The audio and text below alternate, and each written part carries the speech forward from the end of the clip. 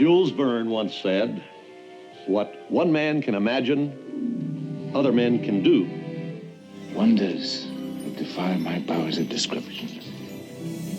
The secrets that are mine alone. I would regard Walt Disney as kind of a reincarnation of Jules Verne. The Verne phenomenon was very much like people who went to see Fantasia or the early animated features of Disney. I mean, these were things that, you know, everybody's imagination simply opens up to. There were certainly some parallels between what Verne was doing to excite the public in his books and what Disney did. And when you can capture the imagination on a vast scale, you've got a major trick up your sleeve.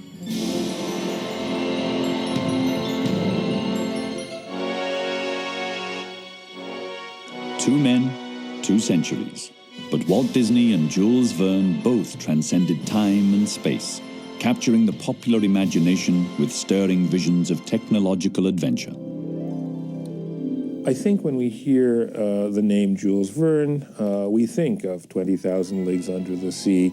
Thanks to the Disney film, probably that's one of the reasons why we think of it first, but also From Earth to the Moon, Around the World in 80 Days. All published under the banner of The Extraordinary Voyages. That banner was used on his publications, both fiction and nonfiction, throughout his entire writing career. And generally, one could characterize his writing as being optimistic in nature, with a strong focus on technology, a strong sense of adventure, a fascination with the wonders of planet Earth, both inside and out. He would be a massive bestseller in modern terms if he had behind him the technology of the publishing industry today. So you would have to compare him with a phenomenon like Stephen King, who is in every newsstand and in every supermarket. The fallout of the Industrial Revolution was science itself, the new technologies, the new things that were allowing us to make all these great new machines, and Verne was very interested in that. And so notions about maybe we could get to the moon, maybe we could go under the sea, maybe we could explore down to see what was in the middle of the planet. In France, at the time of the American Civil War, there was still a feeling that technology would lead to lots of great effects. And Verne tapped into that, and he became the acolyte of that faith. The kind of novel that Verne wrote, you call them encyclopedic novels. They were novels that appealed to the middle class because the middle class could read them and feel they were learning something. And Verne's 20,000 Leagues Under the Sea is a book in which you learn everything there is to know about oceanography. Imagination is one thing, but when you combine it with some scientific basis and technological basis, you really have something. Verne wasn't a scientist, but he fully understood the public's fascination with new technologies of discovery and adventure. His voyage extraordinaire began with 5 weeks in a balloon, and was quickly followed by Journey to the Center of the Earth, another international sensation. Almost overnight, the name Jules Verne became synonymous with worlds of wonder and imagination. Verne is still the most reprinted French author of the 19th century. The University of California, Riverside is home to the world's largest research collection of science fiction and fantasy.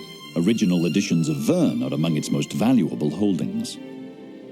Many of these books at this time had rather drab covers. After all, you didn't have all of the graphic design capability that you have today. But this one is really quite extraordinary with its gold rocket ship fired at a gold embossed moon on this. But somehow the iconography of science fiction caught on. Rocket ships, amazing machines, fabulous vehicles, all this sort of thing creates a desire to generate cover art. And this is the first edition of the Round the World in 80 Days, Le Tour du Monde en 80 jours.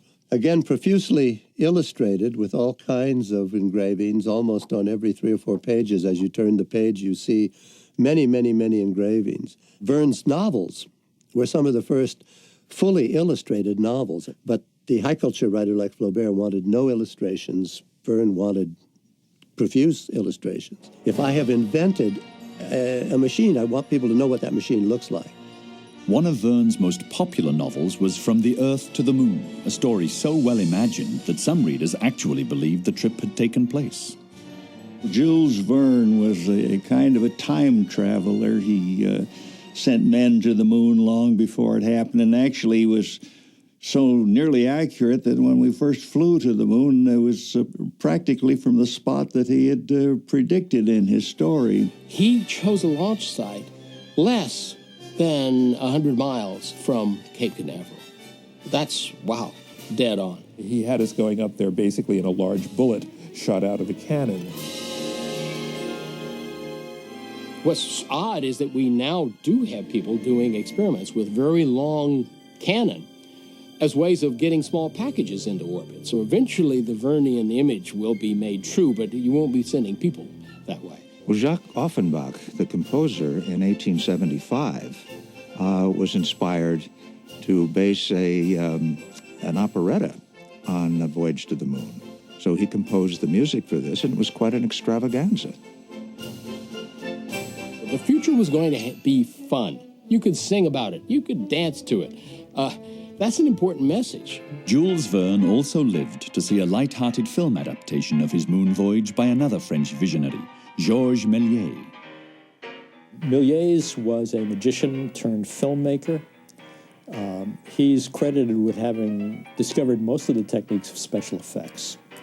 And to audiences of 1902, it must have been a marvelous film to see. Even for those who've never seen A Trip to the Moon, everyone knows that wonderful, iconic image of the man in the moon grinning and having his eye pierced by a projectile. In the early part of the 20th century, motion pictures made rapid strides, and Jules Verne's legacy was soon continued on the screen. Well, in 1916, Universal Pictures produced a picture based upon 20,000 Leagues Under the Sea. They had perfected a kind of a photosphere, which allowed room for a cameraman and a huge glass. They shot in the Bahamas, interestingly, near Nassau, because of the clarity of the water and because of the light. And of course, the audiences were just amazed and astounded because seeing undersea photography was a big deal then. Astounding innovations took place in film technology during the 1920s. Among those who best understood the creative potential of film was a young animator from the Midwest named Walter Elias Disney. Well, Walt Disney, of course, was one of many people who were making animated cartoons in the late 20s. And they were somewhat rough-hewn and simplistic by today's standards. But I would say that Disney, certainly far and above any of the others, had visions, and it was always looking ahead and what can we do now and how can we improve. And he always thought about embracing a family audience. He wasn't just after the kid market. In fact, he said, you know, my movies are made for the child in perpetuity in all of us. After raising animation to undreamed-of heights in the 1930s and 40s, Disney turned his attention to live-action films. And he now thought, let's do a biggie. And he was intrigued by Jules Verne, obviously, because Jules Verne had this imagination which Disney could relate to. He and Walt Disney were both self-taught men who learned a great deal, mastered technical material, and brought it to the common man. And therefore, they were a natural team to work together across the centuries. However, when we decided to make a picture out of this classic story, we soon discovered that the imagining was much easier to do than the doing.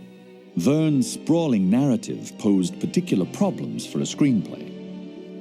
20,000 Leagues Under the Sea, if you read it, is not an exciting adventure. It's a fascinating compilation about oceanography in which, here and there is about 75 pages of adventure. Shrewd man that he was, Disney would seize on the elements that he thought would appeal to a vast number of people. He added Esmeralda the trained seal, who of course was not in Verne and had some slapstick moments. He added a song, A Whale of a Tale, which, needless to say, was not in the original. Got a whale of a tale to tell you, lads, a whale of a tale or two, about the flapping fish and the girls I've loved on nights. But perhaps the film's biggest challenge was to convincingly portray Verne's enigmatic anti-hero, Captain Nemo. Captain Nemo, is neither villain nor hero, which is what makes him interesting. because he is a complex character. With Captain Nemo, it's not really a mad scientist, it's a mad politician. It's somebody who has a social vision, a vision of the way the world ought to be, but it's too dangerous. Disney knew that that character had to be a solid actor. In fact, he had been thinking of Ralph Richardson, the British actor. And he knew that he just couldn't get somebody. He wanted a person of some substance and depth to play this character. And James Mason was marvelous in that picture. Imagine what would happen if they controlled machines such as this submarine boat. Far better that they think there's a monster and hunt me with harpoons. Captain Nemo's mode of transportation was probably about the coolest thing anybody's ever seen anywhere, and that's the Nautilus, of course. Jules Verne's original Nautilus was a smooth, futuristic vehicle, but to convey a sense of the 19th century to mid-20th century audiences, the Disney Nautilus, designed by Harper Goff, was an ironic combination of the new and the old.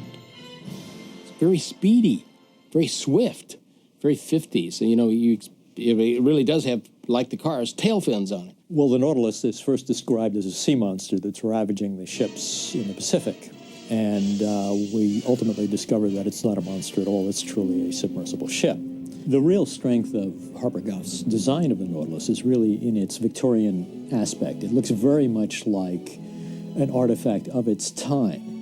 Verne had the vision to see that electricity was the only way to drive a submarine under the water, where you couldn't simply burn up your air with the standard fossil fuel. So he had, but didn't describe, this source of electricity, which we now know had to be a nuclear reactor.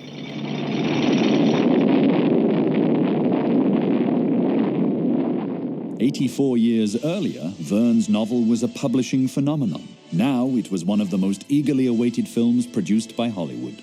I didn't know really what I was going to see. I wasn't sure, and I was blown away. I mean, as soon as that screen opened and it was in CinemaScope, I just went, wow. And then when you first saw that boat, you know, the submarine and stuff, I was hooked from there on. And those were the days where you could stay in the theater. And I sat there and I saw the film 3 times.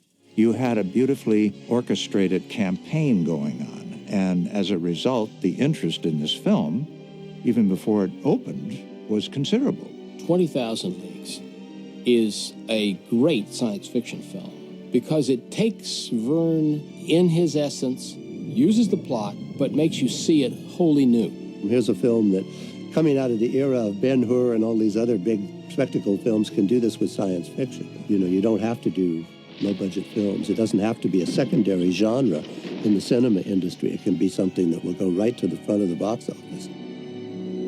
Verne was content to create his extraordinary worlds on paper. Walt Disney dreamed of making them real.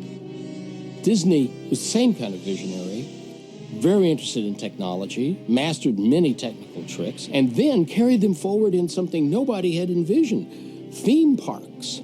You could go visit these frontiers. You could go on the moon trip at Disneyland. You could visit the future. Disneyland then was wondrous because, of course, nobody had ever seen anything like it.